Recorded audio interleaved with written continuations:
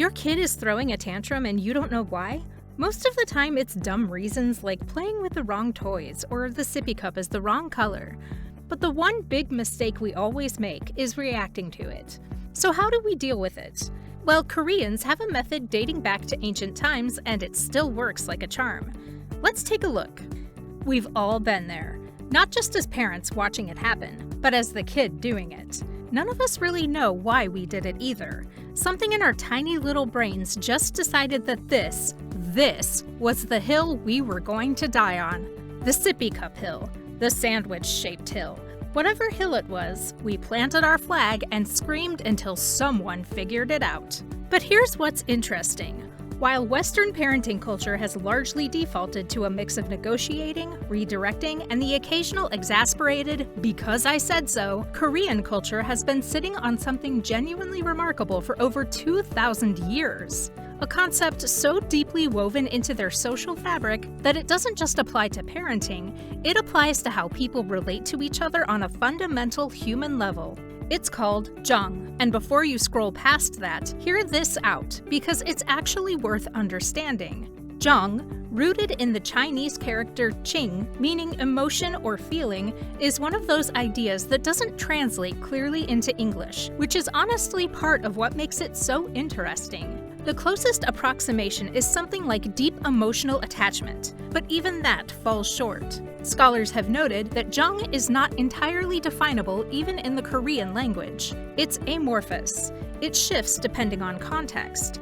It can develop between people, sure, but also between a person and a place, a person and an object, even a person and a memory. It's the feeling you get when something or someone just becomes part of you over time through shared experience. What sets jung apart from similar concepts in neighboring cultures is worth noting. Chinese culture has guangxi, which carries a more transactional undertone, the idea of relationships built around personal benefit. Japanese culture has amae, which describes a kind of reliance where one party is more privileged than the other. Jung, by contrast, is built on reciprocity and a collective sense of responsibility. It's not about what you can get, it's about what you owe each other simply by virtue of being connected. Now take that philosophy and apply it to a toddler mid-meltdown.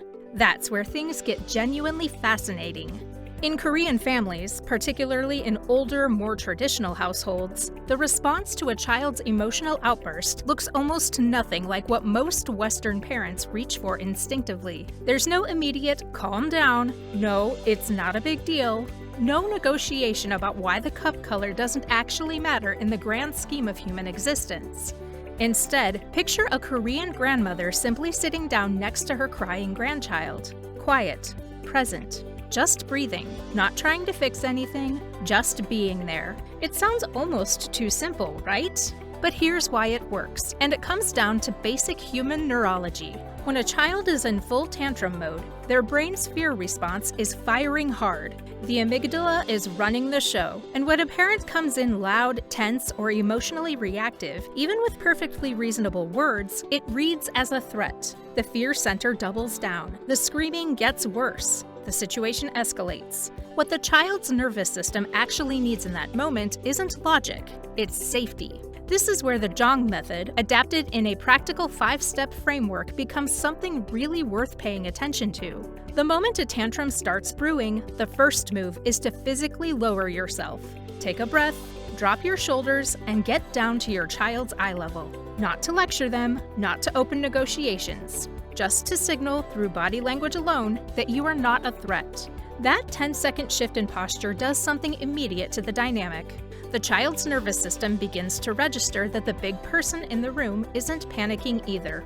From there, you hold eye contact without speaking. No words, just presence. A few seconds of breathing together, both of you, which sounds almost meditative because it is. The idea is that a regulated adult nervous system can actually help co-regulate an unregulated child's nervous system. You're not telling them to calm down, you're showing them what calm looks like and letting their brain sync up to yours. Then comes the physical connection. A hand on the shoulder, holding their hand. Something gentle and grounding. This isn't about restraint, it's about contact. The kind of contact that communicates without a single word that you're there and they're safe. In the context of Jung, this is the concept in action: shared presence, emotional attunement. The understanding that this child is not alone in what they're feeling, no matter how big it feels. Only after some of that initial storm passes do words enter the picture, and when they do, they're not corrective. They're validating. Something as simple as acknowledging what the child is feeling. "You're really upset right now" does more to diffuse the situation than any amount of rational explanation, because the child isn't operating rationally in that moment. They're operating emotionally. Meeting them there, rather than trying to pull them out of it prematurely, is the whole point. The final step is an invitation, not a command, to breathe together. Not "take a deep breath," delivered in that slightly strained parent voice we all know too well. An actual shared moment of breathing, side by side, as a way of transitioning out of the peak emotion together. The whole sequence takes about 60 seconds, which, granted, can feel like a very long 60 seconds when you're in it. Fair warning. When parents first try this approach, kids sometimes initially scream louder. The child's nervous system is used to a certain pattern of response, and a calm, grounded parent disrupts that pattern. It takes adjustment, but within a few days of consistent practice, something shifts. The crying changes quality. It becomes less frantic, more like an actual emotional release. Recovery time from meltdowns shortens.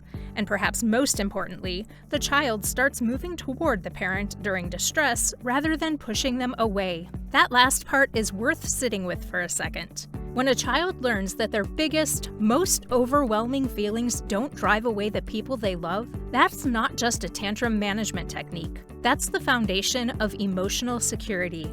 That's what Jung, at its core, is actually about. The belief that connection deepens through shared experience, including the hard ones.